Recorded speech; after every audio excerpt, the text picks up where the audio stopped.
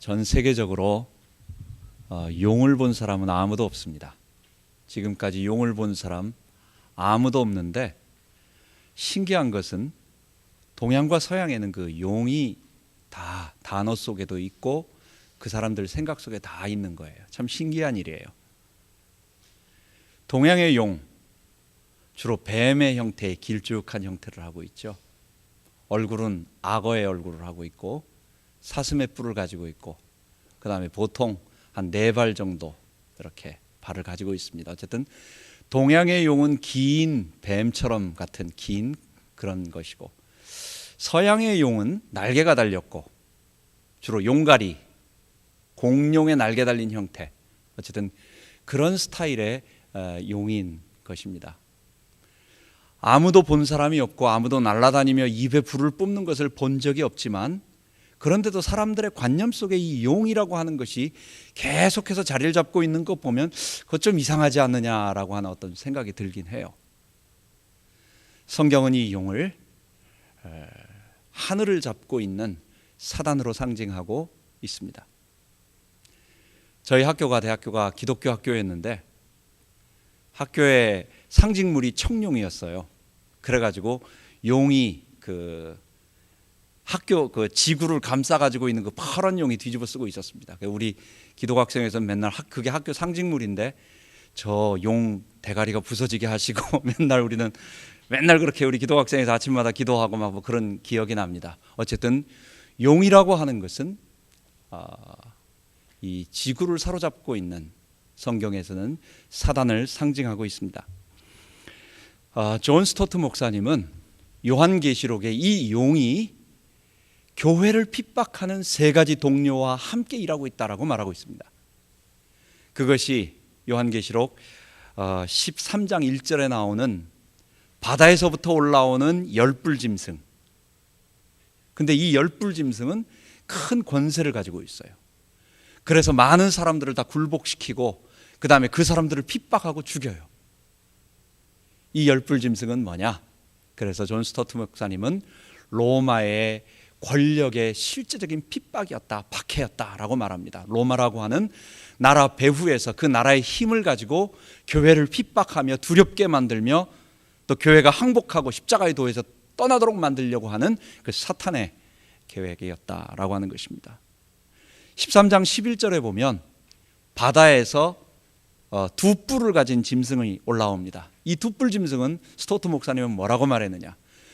그거는 로마의 거짓 선지자들, 화려한 지식과 그 다음에 거짓 종교의 여러 가지의 선지자의 형태를 띠므로 말미암아 죽은 자도 살려내고 기적도 일으키고 하늘에서 불도 내리고 막 이런 일들을 일으킴으로 사람들을 미혹해 가지고 로마의 이 십자가 진리 말고 하나님 말고 로마의 이 종교가 대단하구나 해서 다 십자가도를 버리고 로마 종교로 갈 수 있도록 사람들을 미혹하고 있는 그것. 3번째, 존 스토트 목사님은 이 붉은 짐승을 탄 음녀, 요한계시록 17장에 나와 있습니다. 그의 이마에는 참람한 이름이 기록되어 있는데 그 이름이 뭐냐? 바벨론. 온갖 사치와 향락을 가지고 사람들을 다 부패하도록 만들고 타락하게 만들고 음란하게 만들고, 그래서 물질의 쾌락으로 말미암아 하나님을 떠나서 십자가를 떠나서 다 세상으로 돌아가도록 만드는 그 사탄은 언제나 이 3가지로 무시무시한 박해, 그 다음에 진리의 미혹, 3번째는 무제한적인 물질의 타락, 향락을 주므로 교회를 핍박하고 넘어뜨리려 한다라고 말하고 있습니다.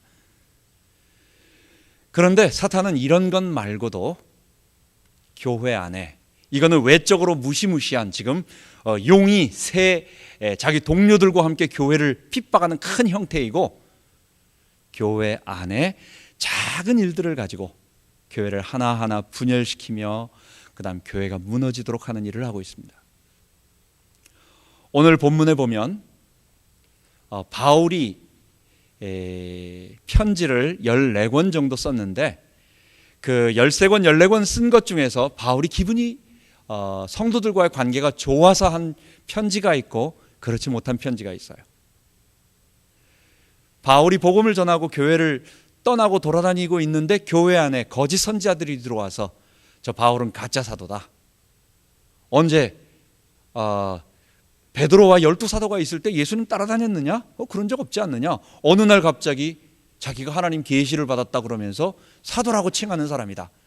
그리고 얘기하는 것도 율법을 지키지 말고 그 다음에 복음을 믿으면 된다라고 자꾸 강조하는 거 보니까 이 수상한 사람이다라고 자꾸 그렇게 살살 말하면서 바울의 사도성을 건드리고, 그 건드리는 게 뭐예요? 결국은 바울이 전하는 이 십자가 복음을 돌이켜서 율법으로 돌이키게 하는 것입니다. 그런 일이 벌어질 때 바울은 어떻게 했습니까? 단호하게 강하게 말하는 것입니다.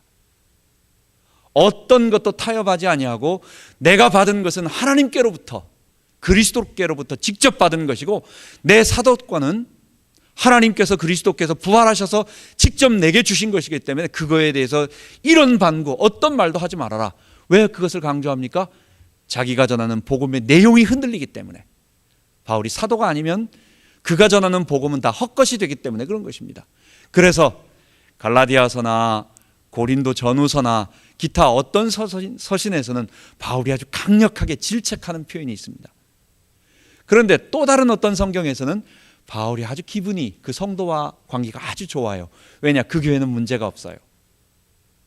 그 교회에서는 거짓 선지자들의 이 율법으로 돌아가자 하는 그런 메시지들의 교회가 오염되지 않았고, 바울이 순수한 사도로 인정을 하며 그분을 순종하며 따라가고 있는, 그렇게 잘 성장하는 교회였기 때문에 바울은 거기에 대해서 사랑하고 그들을 칭찬하고 그들에게 대해서 개인적인 권면의 말도 하고 사랑의 표현도 합니다. 그게 몇 개 안 되는 개인적인 편지 중에서 오늘 빌립보서가 바로 그것입니다. 이렇게 좋은 교회였는데도 불구하고 빌립보 교회는 문제가 하나 있었어요. 거기에는 신학 진리적인 문제가 아니라 교회를 세운 두 아주 소중한 일꾼들, 교회 초창기 때부터 교회를 잘 섬겨나왔던 두 여성도 간에 알게 모르게 있는 그 알력 때문에, 바울이 지금 어디 있습니까? 로마에 있습니다. 빌립보는 어디냐? 저쪽 소아시아에 있습니다. 바울이 로마 감옥에 있으면서조차도 지금 소아시아 멀리 떨어져 있는, 그게 지금 인터넷이 됩니까? 무슨 스마트폰으로 바로 카톡이 됩니까? 뭐가 됩니까? 이 말을 타고 아니면 배를 타고 며칠 가야 만날 수 있는 그곳에 편지를 하는데 뭔 얘기를 하느냐? 그곳에 있는 유력한 두 성도, 그 두 사람에게 같은 마음을 품으라고, 내가 유오디아에게 권하고 유오디아를 권하고 순두개를 권하노니, 직접 두 사람의 이름을 거론합니다. 내가 유오디아를 권하고 순두개를 권하노니, 누구 한편 손을 들어주지 않아요. 너가 잘했다, 너가 틀렸다 이렇게 말하지 않아요. 둘 다 똑같이 유력한 하나님의 사람들이었기 때문에 똑같이 이름을 부르면서 주 안에서 한 마음을 품으라. 얼마나 한 마음을 안 품었으면 그 로마 감옥에 있는 바울에게까지 그 이야기가 들려졌고, 이 편지 한 번 쓰는 게 얼마나 어렵겠어요. 근데도 거기에다가 정확하게 명시를 하고 있는 것입니다. 그래서 오늘은 우리 교회 설립주일, 감사주일, 교회 창립은 우리 그리스도께서 첫 교회를 창립, 물론 그 이전에 에덴 동산부터 우리 교회라고 말하지만, 그러나 직접 주의 피로 교회를 세우신 창립은 그리스도께서 창립하셨고, 이제 나머지 지역 교회들은 이제 설립을 통해 가지고 지교회들이 계속 확장되어 나가는데, 하나님께서 작지만 또 우리에게 하실 일이 있으셔서 교회를 세우게 하시고 여기까지 오게 하셨습니다. 그러는 가운데 우리가 하나님 나라에 관한 사복음서를 끝내면서 이제 첫 메시지로 우리 교회가 너희 안에 이 마음을 품으라. 어쩌면 이거는 우리만의 이야기가 아니겠죠. 대부분 모든 교회들, 우리 교회가 진리 때문에 치열하게 싸우기도 합니다. 어떤 교회는 이단이 들어와서 치열하게 막 교회를 뒤흔드는 가운데 있어서 그 성도들을 살리기 위해서 교회가 어렵게 진리 싸움하는 데도 있어요. 저 제3세계에서는 지금도 그 바다에서 올라온 열불짐승, 그 열불짐승의 그 박해, 그 로마의 박해는 오늘날 하나님을 대적하는 세상 나라 모든 나라들의 박해로 말할 수 있습니다. 그 나라들의 박해 때문에 눈물을 흘리며 고통당하는 교회가 있습니다. 어떤 데는 진리에 미혹돼 가지고 있는 교회도 있고, 어떤 교회는 아예 사치와 타락으로 너무 물질의 풍요로 인해서 그런 교회도 있습니다. 그런데 주님은 오늘 우리들에게, 우리 교회는 무슨 말씀을 하시느냐? 빌립보 교회와 같이 우리 성도들이 아름답게 한 마음을 품어서, 그리스도의 마음, 그 마음을 품어서 교회를 섬겨나가며 하나님 나라를 확장하라. 우리 교회 설립 감사주일에 그런 말씀을 주시는 것입니다. 빌립보 교회는 참 건실하고 좋은 교회였는데, 그 교회 안에 유오디게아와 순두계라는, 유오디아와 순두계라고 하는, 순두부가 아닌 순두계라고 하는 두 여성도가 있었습니다. 이 성도들은 초신자가 아니에요. 빌립보서 4장 3절에 바울은 그 두 사람에게 한 마음을 품으라고 말하고, 그 다음에 그 뒤에 바로 뭐라고 말하느냐? 나와 함께 복음에 힘썼던 저 부녀들, 바로 그 두 사람을 뭐라고 정의하냐면 4장 3절에 나와 함께 처음부터 이 교회를 세우고 그리고 계속해서 복음의 일에 진력을 다했던 그 부녀들이라고 두 사람을 그렇게 말하고 있어요. 그 초신자가 아니에요. 교회에서 전심을 다해서 일을 하고 있고 중추적인 역할을 하고 있는 소중한 일꾼들이요, 하나님의 사람들이요, 하나님의 일꾼들인 것입니다. 그런데 이 두 사람이 어떤 일을 했느냐? 진리 문제가 아닌 견해 차이, 어쩌면 그 견해 차이가 전혀 뭔지는 사실은 정확하게는 나와 있지 않습니다. 그러나 우리가 보았을 때 바울이 진리 문제를 강하게 질책하지 않는 것을 보면, 같은 십자가 복음 안에 있지만 그 안에서 알게 모르게 어떤 분들은 루디아와 유오디아가 같은 디아에다가 루자와 유자와 유오디아와 그리고 루디아라고 하는 것이 사실은 지명 이름이에요. 그러기 때문에 아마도 혹시 이 루디아의 본명은 유오디아고 루디아는 출신 지역이 아니었느냐, 많은 분들이 그렇게 얘기를 합니다. 어쨌든 많은 신학자들은 이 유오디게아와 순두계 중에 한 명, 둘 중에 한 명이 루디아였을 확률이 많다. 빌립보 교회는 루디아의 회심과 그의 집에 들어가서 그의 가족, 그리고 그가 알고 있는 친구들, 그의 가족들로부터 시작이 되었습니다. 그렇게 유명하고 그렇게 중요했던 루디아가 왜 빌립보 교회는 나오지 않고 바울이 한 번도 그 루디아는 잘 있는가 문안해라 뭐 이런 식의 말이 없을까요? 아마 뭐 좀 추측이긴 하지만, 그러나 혹시나 루디아가 그 유오디게아와 동일인이 아니었는가 생각하는 것도 그렇게 뭐 문제가 되는 것은 아닙니다. 처음에 교회를 설립했던 루디아라고 하는 유력한 이 바울의 복음을 처음부터 따랐던 교회 설립 여성도 조금 있다가 이제 교회 안에 들어와서 교회를 섬기면서 계속 부흥시키면서 함께 바울의 일을 일했던 소중한 주님의 사역자 순두계, 먼저 온 자와 나중 온 자, 개척 멤버와 아니면 나중에 들어온 사람, 아니면은 복음 안에서 둘 다 주님 앞에 뜨겁게 헌신한 주의 사역자들, 뭐 이렇게 볼 수 있는데, 이 두 사람 사이에서 우리가 십자가에 못 박혀 죽는 것은 이렇게 죽어야 돼, 날마다 죽어야 돼, 아니면 이렇게 죽어야 된다라고 하는 이런 진리 문제 때문에 싸우는 것이 아니라, 사실은 알게 모르게 누가 더 이 교회의 일들을 하는 것이냐라고 하는 어떤 그런 개인적인 견해예요. 어떻게 본다고 한다면 이 감정 문제가 아닐까라고 하는 그런 생각도 드는 것입니다. 사람은 참 이성적이고 합리적인 것 같지만, 아무리 합리적인 것 같아도 결국 움직이는 것은 우리 마음속에 있는 이 감정이라고 하는 것이에요. 우리가 어떤 물품을 사고 어떤 일을 결정할 때는요, 그것을 보고 잘 따져가지고 결과적으로 이렇기 때문에 이렇게 한다라기보다는 한번 딱 보고 나서 그 순간 결정하는 것입니다. 그리고 나서 우리의 이성은 그것이 왜 그럴 것인가라고 하는 것을 이렇게 뒷받침해 주는 것이에요. 그래서 사람들 얘기할 때도 첫 만남 첫눈에 그 사람의 모든 것을 파악하고 결정한다라고 사람들은 보통 얘기를 합니다. 유오디아와 순두계의 사이에 자기도 모르는 이 감정의 깊이, 그 감정의 깊이가 뭐겠어요? 결국 아직도 내가 주인됨이라고 하는 그것을 버리지 못하니까 거기서 나오는 갈등들이 그들 속에서 바울 앞에서 복음 때문에 나타나지 않지만, 그러나 그들의 사역 속에서는 이런 일들이 일어나는 것입니다. 여러분, 걸리버 여행기 여러분 아실 것입니다. 소인국이 있습니다. 거인국이 있고 소인국이 있습니다. 소인국에서 걸리버가 갔더니 그 소인국 두 나라가 엄청나게 싸우고 있는 거예요. 계속해서 수년간 싸우고 있는 겁니다. 여러분, 그 싸움의 원인이 뭔지 아세요? 골든벨을 울려라, 거기서 시험 문제로 나왔습니다.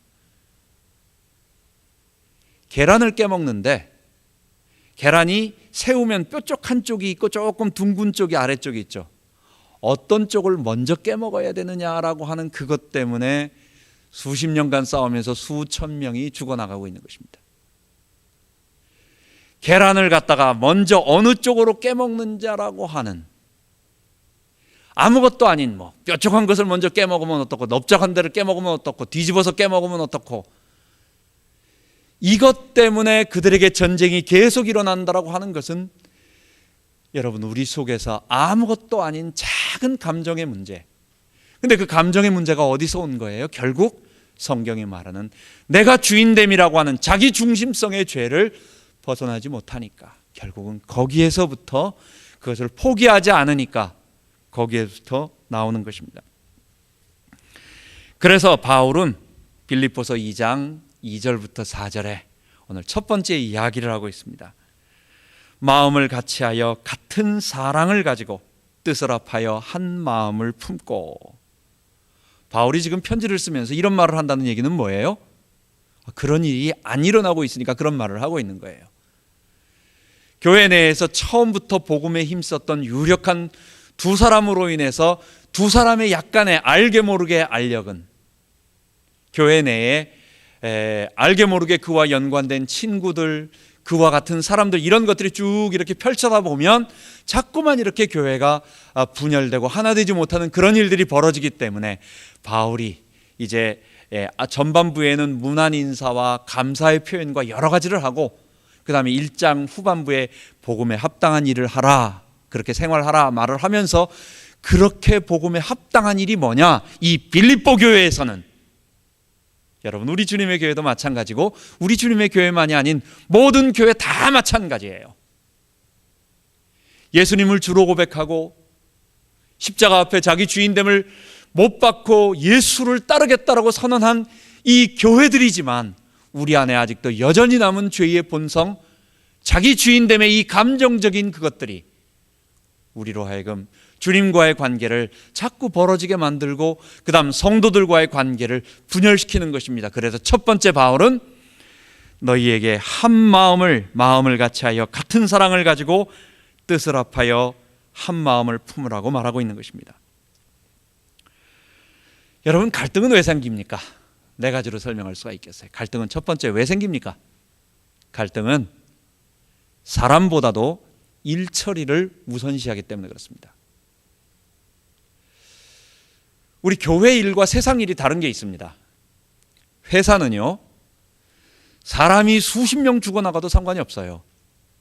그냥 어떤 방법을 쓰든지 이익만 많이 내면 땡인 것입니다. 누가 힘들든지, 누가 그것 때문에 병들었든지, 누가 마음에 상처를 입었든지 그렇게 큰 거 없어요. 그냥 이익을 많이 창출해서 돈을 많이 남겨놓으면 그 사람이 밑에 사람을 얼마나 괴롭혔든지, 얼마나 밟았든지, 얼마나 어렵게 했든지 상관없이 그 사람은 유능한 사람이 되는 거예요. 그래서 승진하게 되고 그 사람은 대접받게 되고 점점 그렇게 되는 것입니다. 그게 세상 경제 원리 회사의 일입니다. 그런데 교회는 어떻습니까? 교회는 그런 게 아니에요. 교회는 목적 자체가 돈을 벌려고 하는 데가 아닙니다. 교회는 목적이 죄인 가운데 그들이 하나님 앞에 돌아와서 자기의 죄인임을 회개하고 이 십자가 앞에 무릎 꿇어서 하나님 백성 되도록 만드는 일, 이걸 우리는 구원이라고 말하고 하나님 나라 백성됨이라고 말하고 영생 얻도록 만든다고 말하고 생명을 누리도록 만드는 일이라고 말하는 것입니다. 어떤 사람이든지 세상 밖에 있는 사람들은 전부 다 이 죄 가운데서 사망 가운데 사는 사람들이에요.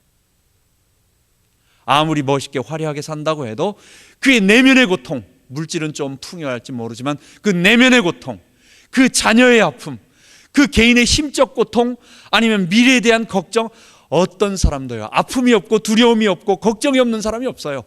우리가 볼 때는 나보다 좀 나은 것처럼 보이지. 그렇지만 다 가지고 있는 거예요. 그게 뭐예요? 사망이라고 하는 거예요. 자기 주인 돼서 살아가는 사람들 속에 있는 이 사망. 그런데 교회는 뭡니까? 유일하게 구원선입니다. 구원의 방주입니다. 그들을 건져내서 그들을 이 하나님 나라 백성으로 이끌어가는 길이에요. 그런데 이 죄의 본성은요, 마지막에 도착하고 보면 야, 내가 정말 좋은데 제대로 왔구나 알지만 그 배에 타지를 않으려고 해. 그냥 거기에 타서 나의 죄인됨을 내려놓는 것이 너무 고통스러운 것 같고, 너무 힘든 것 같고, 너무 바보스러운 것 같고, 너무 어려운 것 같고, 그러니까 사람들은 오려고 하지 않고, 온 사람도 자꾸만 세상이 더 좋은데 돌아가려고 하고 있고, 자꾸만 그런 사람들이에요. 이게 세상이고, 이게 교회 안에 실제 당면한 문제예요. 그런데 교회는 뭐 하는 것입니까? 영혼 구원하는 것입니다.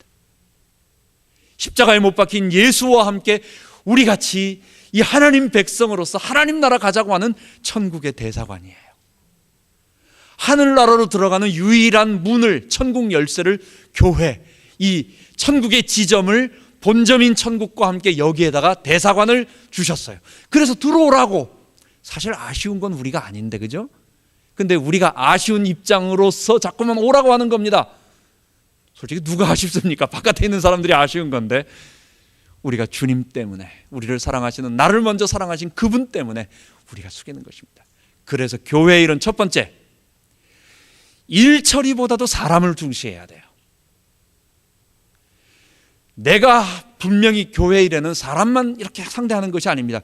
교회 일을 하려면 보이지 않게 여러 가지 행정적인 일도 해야 되고, 보이지 않는 곳에서 돈을 다뤄야 하기도 하고, 보이지 않는 곳에서 어떤 일 처리를 해야 하는 것이 분명히 있죠. 당연히 있죠.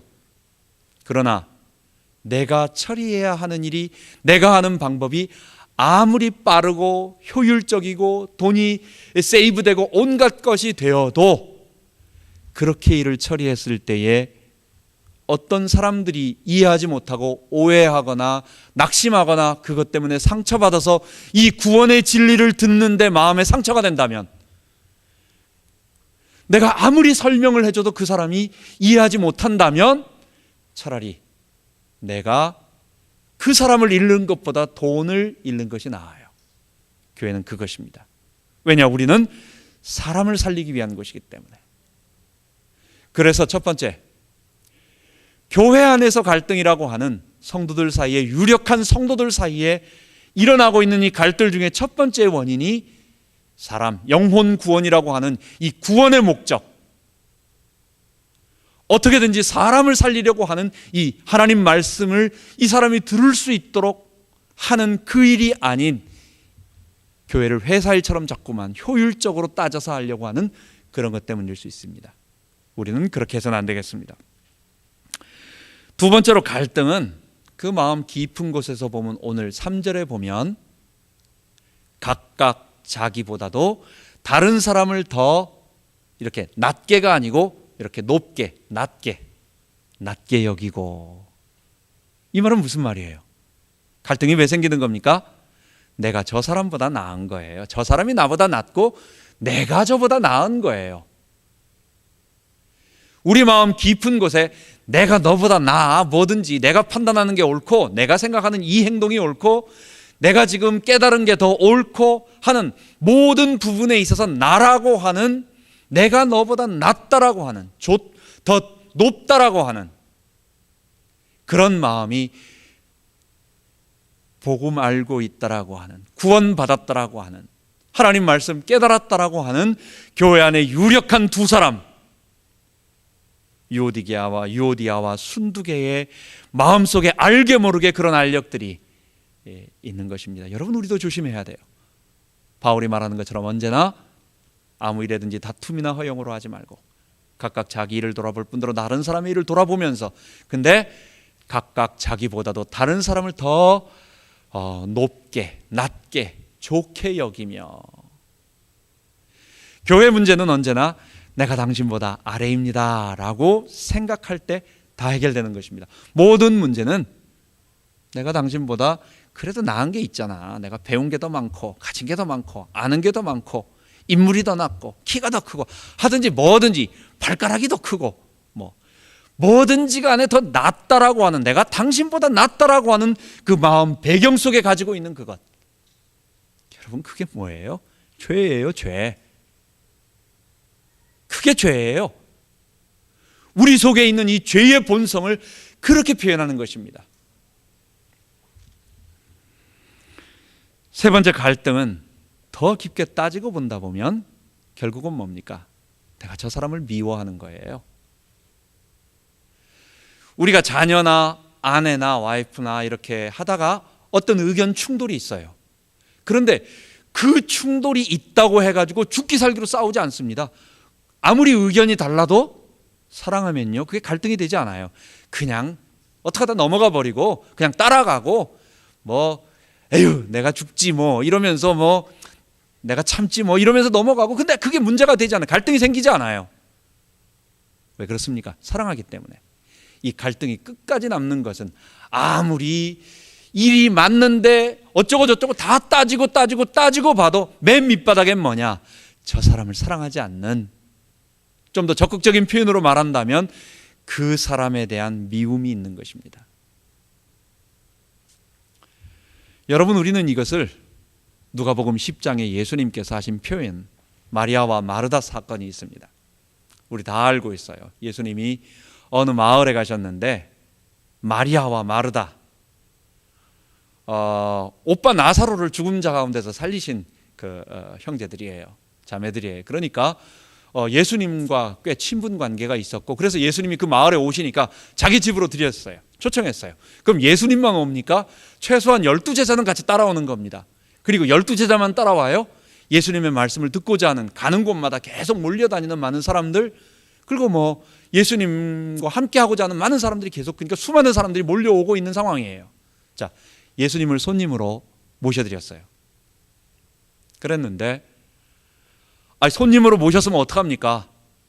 일단 잔치 준비를 해야 될 거 아니에요. 식사를 준비하고, 또 예수님 혼자만 식사하는 게 아니니까 아무래도 그래도 제자들도 대접해야 되고, 손님이 내 집에 오는데 할 일이 얼마나 많아요. 청소도 해야 되고, 그잖아요. 별걸 다 해야 된다고요. 한두 명도 아니고. 근데 마리아가, 동생이 일 안 하고 예수님 앞에 가가지고 딱 말씀만 들으려고 그 앞에 고개 딱 숙이고 가서 이렇게 하고 얼굴 대고 앉아 있어요.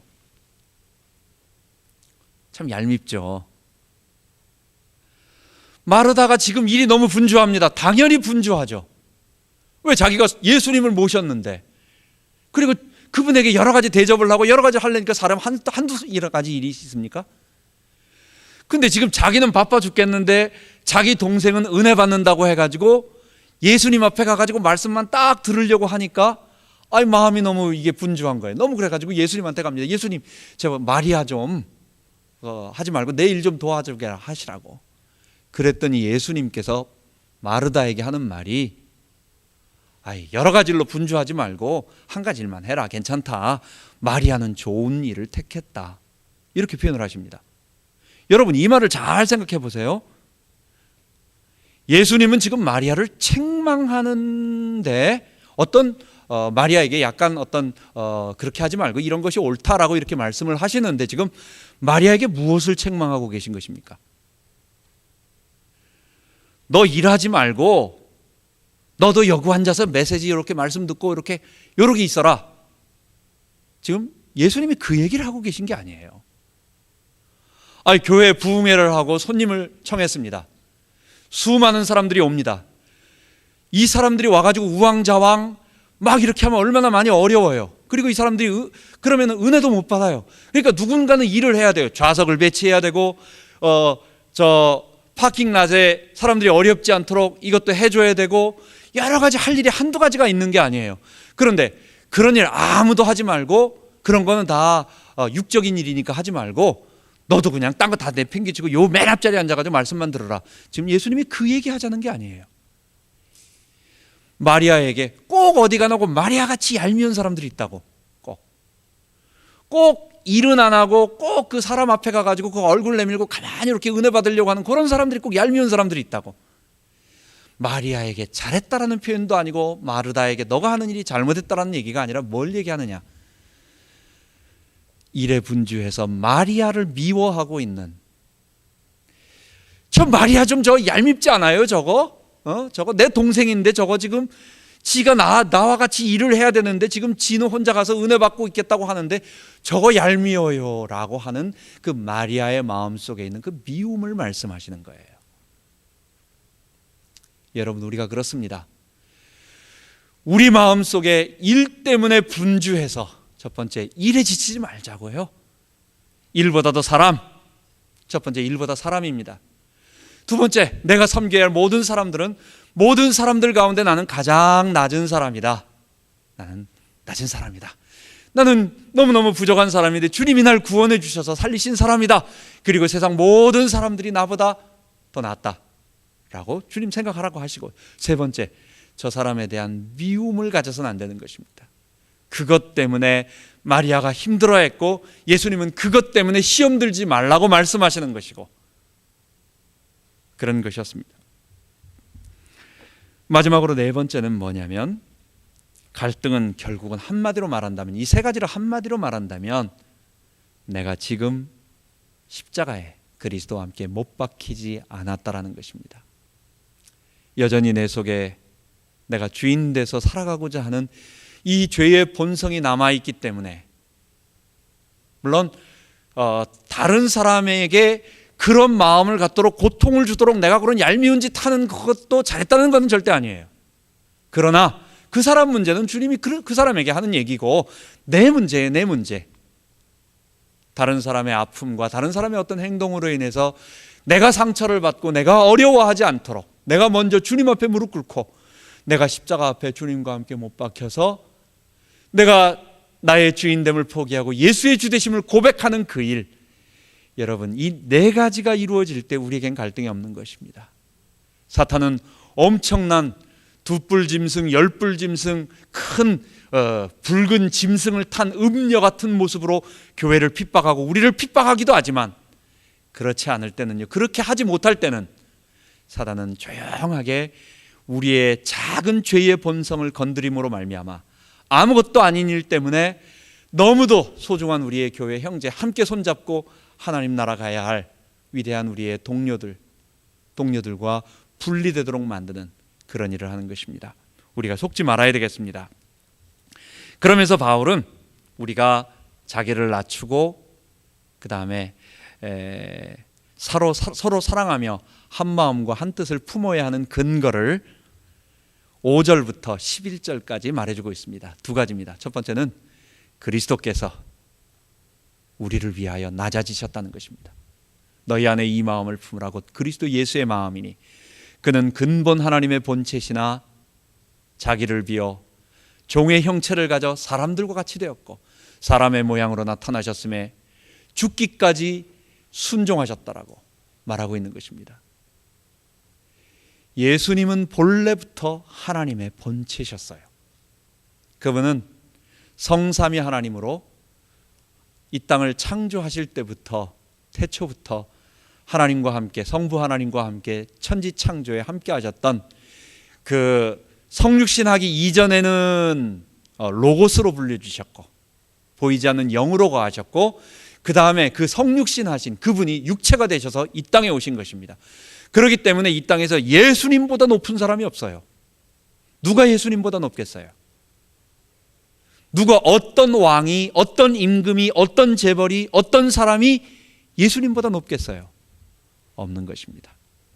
그런데 그 예수님이 딱 한 가지, 우리를 위하여 자기를 비어 하나님으로서 가질 수 있는 모든 권세, 권능, 부요함, 위대함, 강력한 모든 것들을 다 내어버리시고 다 내려두시고, 그리고 육체가 되셔서, 왜 육체가 되셨어요?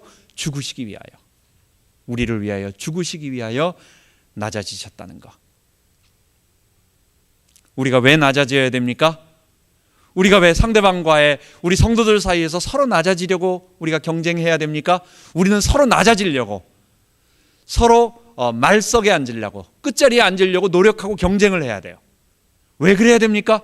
우리의 주인 되시는 예수님께서 그렇게 십자가에서 못 박히시기 위해 낮아지셨기 때문에, 우리도 주님을 따르는 사람들이기 때문에 우리도 낮아져라.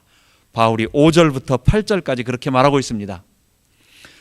그런데 예수님의 낮아지심은 두 번째 9절부터 11절까지 보면, 그러므로 이러므로 하나님께서 저를 지극히 높여 모든 이름 위에 뛰어난 이름을 주사 하늘에 있는 자들과 땅에 있는 자들과 땅 아래에 있는 자들로 모든 무릎을 예수 이름 앞에 꿇게 하시고 모든 입으로 예수를 주로 시인하게 하셨다고.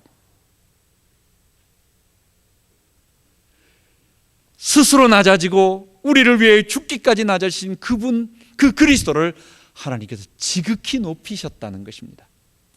여러분, 우리도 마찬가지예요. 우리 주님이 우리를 위하여 피 흘려 죽으신 그 모습을 보고 우리도 낮아지면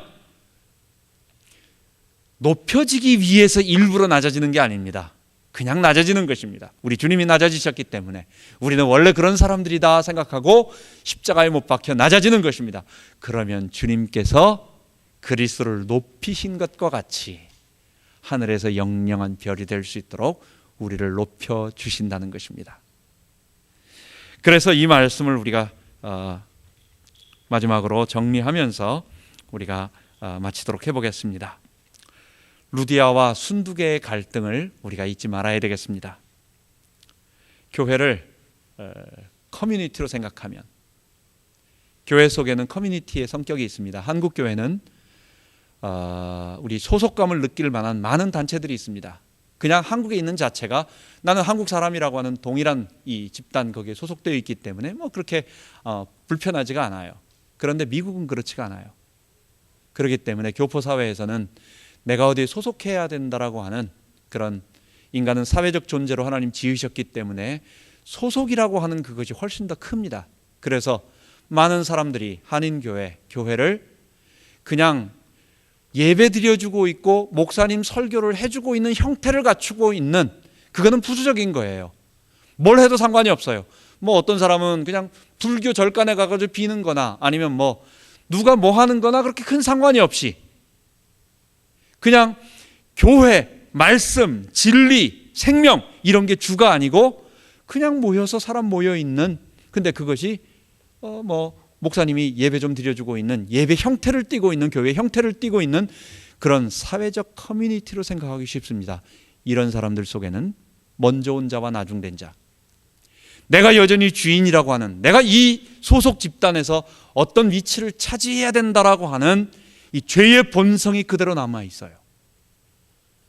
우리 속의 갈등은 뿌리를 파보면 그 내 본성 속에 있는 그것이라는 것을 알고 조심해야 되겠어요. 여기는 낮아지는 곳입니다. 교회는 사회단체가 아니라 십자가에 못 박혀서 자기 주인됨을 못 박는 곳입니다. 예수님은 마태복음 18장에 뭐라고 말했습니까? 예루살렘 입성 직전에 누가 크냐라고 싸움하고 있는 사람들에게 어린 아이와 같이 되지 아니하면, 근데 어린아이 같다라고 하는 말이 이 사람이 순진해야 되느냐 착해야 되느냐, 그 뒤에 바로 말해요. 낮아지라는 거예요. 어린아이와 같이 낮아지지 아니하면 천국에 들어갈 수도 없다. 그리고 천국에서 높은 자가 될 수도 없다라는 거예요. 여러분, 우리는 낮아지는 것입니다. 우리 주님께서 나를 위하여 못 박혀 죽으시기까지 그 하나님 보좌에 계신 분이 내려오셨어요. 높아지는 것은, 자기를 높이는 자는 사탄이 내가 하나님의 보좌 위에 서리라, 내가 하나님의 뭇별들 위에 좌정하리라. 뭐예요? 사탄이 타락한 원인이 자기가 하나님처럼 높아지겠다고 한 것입니다.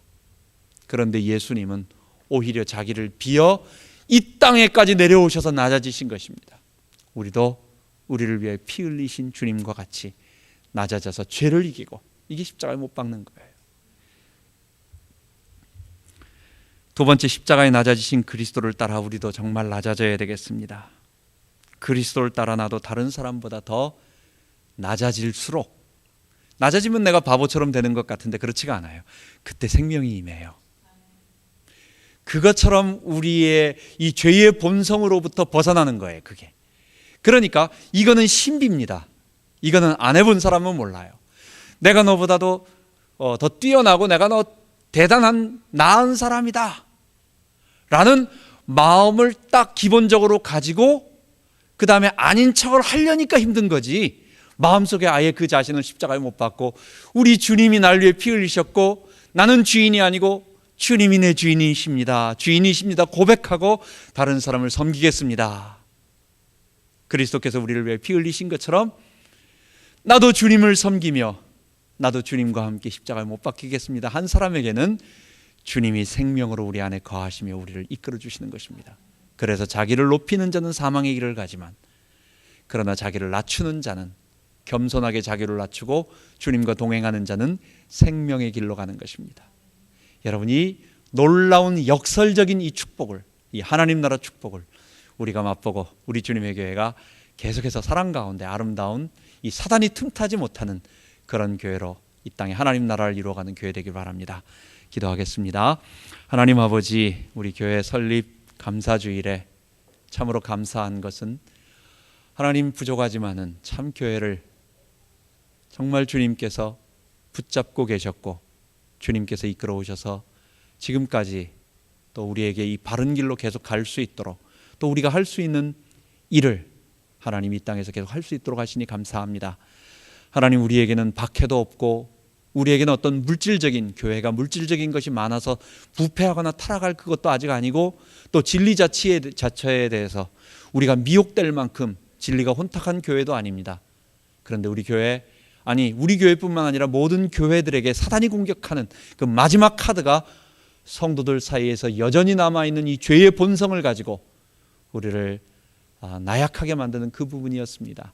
하나님 아버지, 우리가 서로 사랑하며 형제에 대한 미움, 자매에 대한 미움 갖지 아니하고 내가 저들보다 더 훨씬 아래 사람이라고 하는 낮아지게 하시고, 그리고 무엇보다도 정말 십자가에 못 박힐 때 주님이 내 안에 주인 되시는 그 축복을 체험할 수 있도록 인도하여 주옵소서. 우리 교회가 이 하나님 나라를 누리며 그리고 이 말씀을 온 땅에 전파하는 교회 될 수 있도록 인도하여 주옵소서. 우리 주 예수 그리스도 이름으로 기도하옵나이다. 아멘.